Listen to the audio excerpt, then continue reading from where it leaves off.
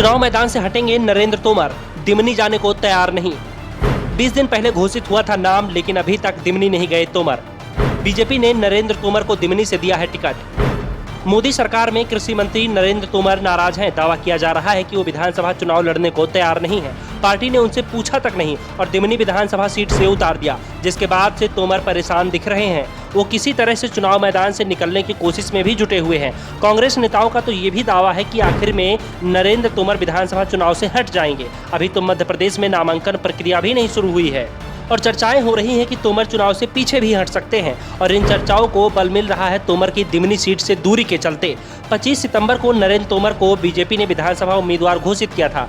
20 दिन हो गए हैं, लेकिन नरेंद्र तोमर अपने चुनाव क्षेत्र नहीं जा रहे हैं। वो पूरे प्रदेश में घूम रहे हैं। ग्वालियर चंबल संभाग में तो लगातार चुनाव प्रचार भी कर रहे हैं, कार्यकर्ताओं की बैठक भी ले रहे हैं। यहां तक कि वो इस दौरान मुरैना जिले की हर विधानसभा सीट में अलग अलग कार्यक्रमों में शामिल हो चुके हैं, लेकिन अपने ही क्षेत्र के कार्यकर्ताओं की बैठक में शामिल नहीं हो रहे हैं। इस कारण राजनीतिक गलियारों में अनेक चर्चाएं चल रही हैं और तमाम तरह की अटकलें भी लगाई जा रही हैं।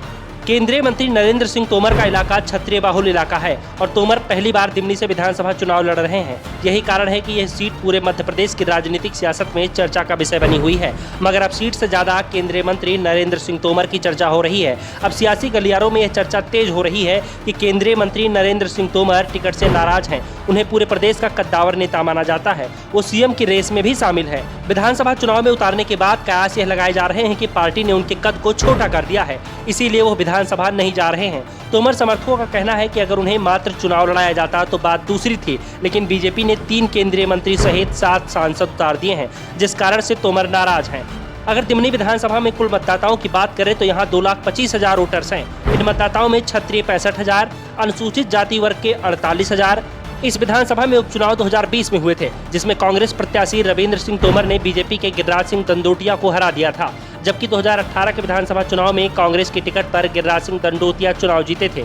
इस विधानसभा में क्षत्रिय और ब्राह्मण वोट काफी निर्णायक भूमिका में हैं। इसके अलावा एससी वोट भी पार्टी की हार जीत तय करते हैं। यही कारण है कि यहाँ पर हमेशा से त्रिकोणीय मुकाबला होता आया है। इस बार भी बीजेपी और कांग्रेस को बसपा टक्कर देती नजर आ रही है। साफ है कि मुकाबला बेहद मुश्किल है। पिछले 2 चुनावों से यहाँ कांग्रेस को जीत मिली है। ऐसे में नरेंद्र तोमर के लिए रास्ता आसान नहीं है और ऊपर से तोमर अपने चुनाव क्षेत्र में भी नहीं जा रहे हैं। बताया जा रहा है कि तोमर अपने बेटे देवेंद्र प्रताप सिंह के लिए टिकट मांग रहे थे और खुद लोकसभा चुनाव की तैयारी कर रहे थे और इसी के चलते अभी भी वो पूरे मुरैना में बीजेपी कार्यकर्ताओं की बैठक ले रहे हैं। लेकिन जब बीजेपी ने देवेंद्र प्रताप की जगह नरेंद्र तोमर को ही उम्मीदवार बना दिया तो वो पार्टी के इस फैसले का विरोध तो नहीं कर पाए, लेकिन वो खुश भी नहीं है। इसीलिए दिमनी से दूरी बना रखी है। टिकट पाकर भी तोमर खुश नहीं है। बहरहाल उन्होंने प्रचार प्रसार शुरू कर दिया है। वो ग्वालियर चंबल संभाग के दौरे पर लगातार आ रहे हैं, लेकिन अपनी विधानसभा में नहीं जा रहे हैं। यही कारण है कि अफवाहें शुरू हो गई हैं। फिलहाल नरेंद्र तोमर के बेटे ने चुनाव प्रचार की कमान संभाल रखी है।